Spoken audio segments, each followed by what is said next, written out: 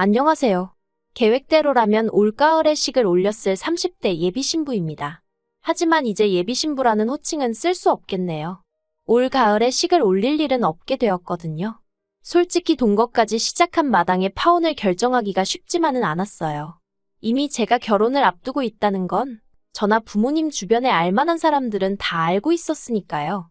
그렇지만 체면 생각하느라 아니다 싶은 결혼을 추진하자니 그러다 정말 이혼이라도 하게 되면 그땐 어떡하나 싶대요. 그래서 여러 가지로 복잡하지만 파혼으로 마음을 굳혔습니다. 일단 제 이야기를 조금 해보자면 저는 중학교까지는 한국에서 다니다가 사업을 하시는 부모님을 따라 미국으로 이민을 왔어요. 그래서 고등학교와 대학은 미국에서 나왔고 이후로 뉴욕에서 회사를 다녔습니다. 하지만 시간이 흐를수록 한국에 대한 그리움이 커졌고 그래서 부모님과 상의 없이 한국 내 직장을 알아보기 시작했어요. 그리고 운 좋게 미국에서의 경력을 인정받아 나쁘지 않은 조건으로 한국에 있는 회사로 이직을 하게 되었지요. 부모님과 떨어져 지낼 것이 마음에 걸리긴 했지만 정작 부모님은 한 번뿐인 인생이니 이제 네 뜻대로 살아보라며 응원해 주시대요.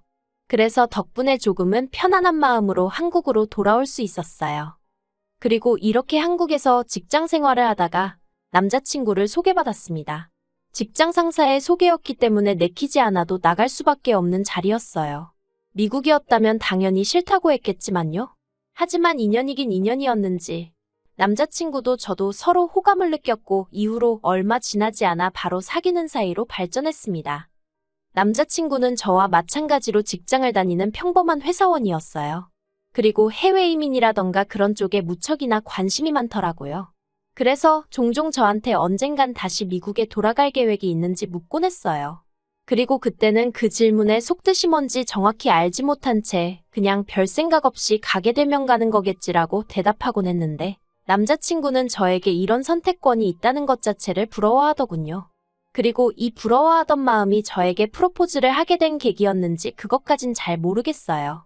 아무튼 남자친구가 사귄 지 1년이 넘어가자마자 저에게 프로포즈를 해왔고 저는 그 프로포즈를 받아들였습니다.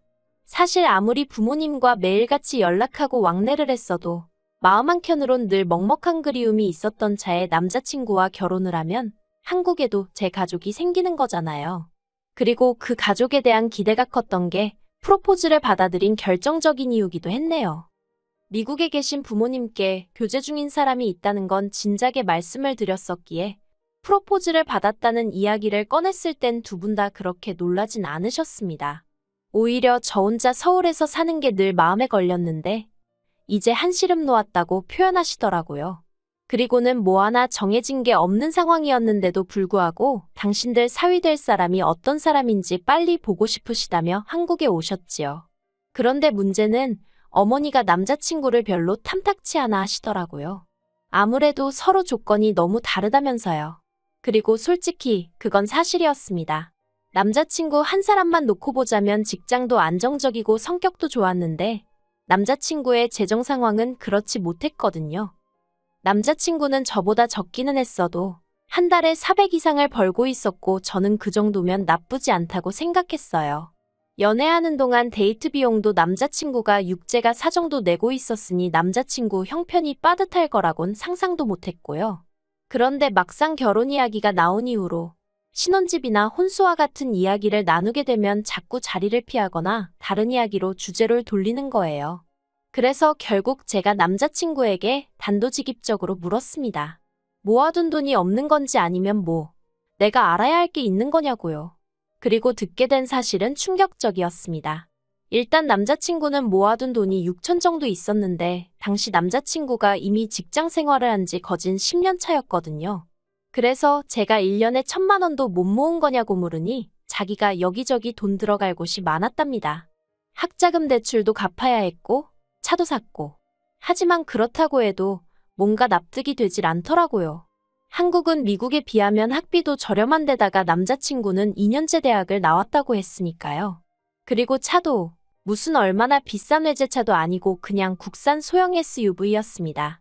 그래서 제가 남자친구에게 정말 그게 다냐고 몇 번을 되물었어요. 그랬더니 사실은 부모님께서 살고 계신 곳이 반월세인데 그 월세를 남자친구가 계속 내드리고 있었답니다. 밑에 있는 하나뿐인 여동생 용돈도 주고요. 그리고 그 이야기를 들었을 땐 솔직히 너무 어이가 없었어요.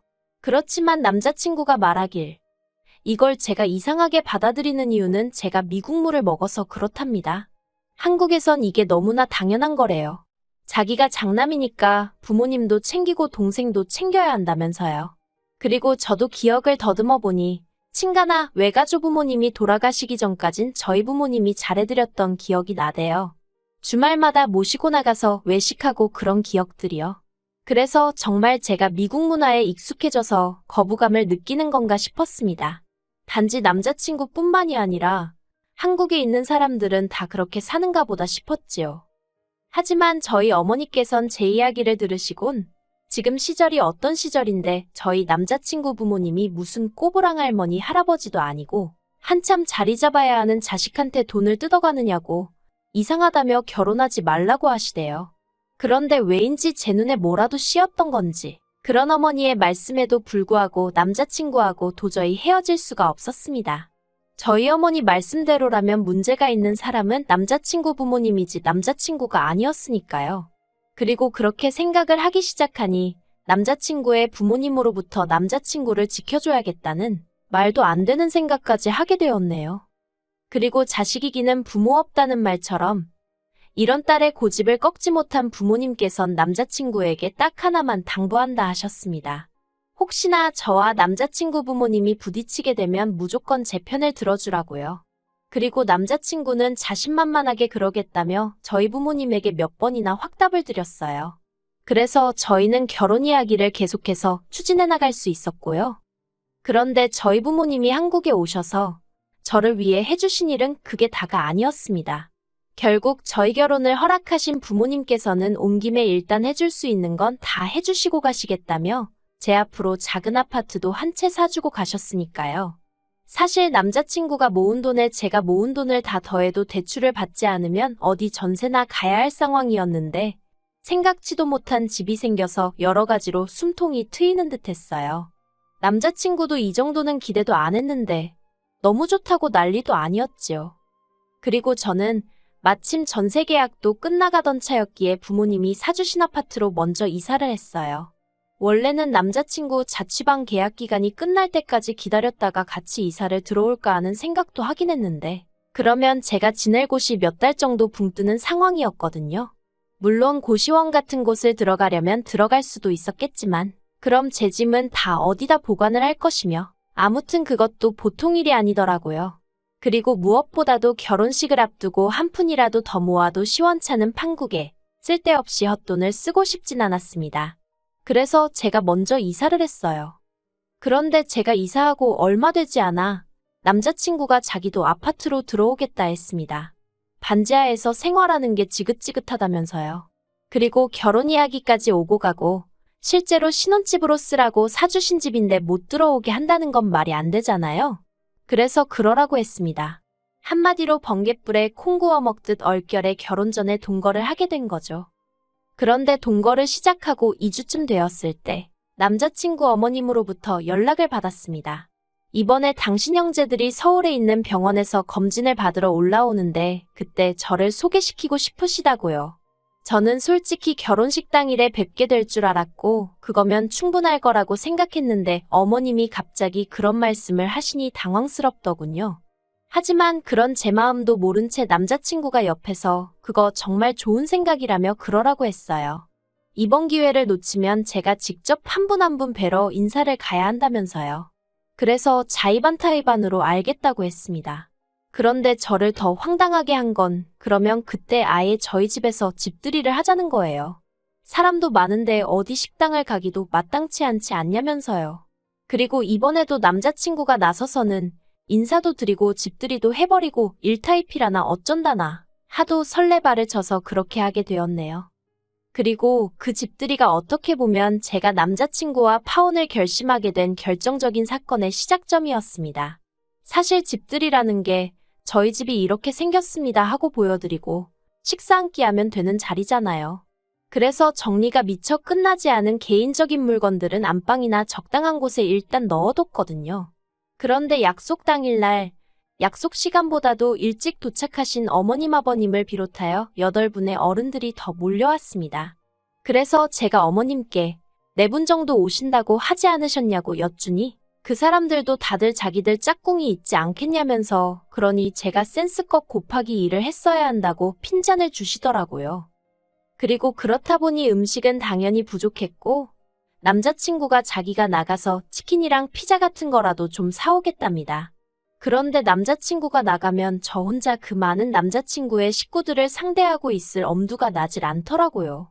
그래서 제가 남자친구에게 내가 나갔다 올 테니 당신은 어른들하고 있으라고 했어요. 그리고 남자친구가 말한 대로 피자에 치킨에 급한 대로 사서 집으로 들어왔는데 집안에선 어이없는 상황이 펼쳐져 있었습니다.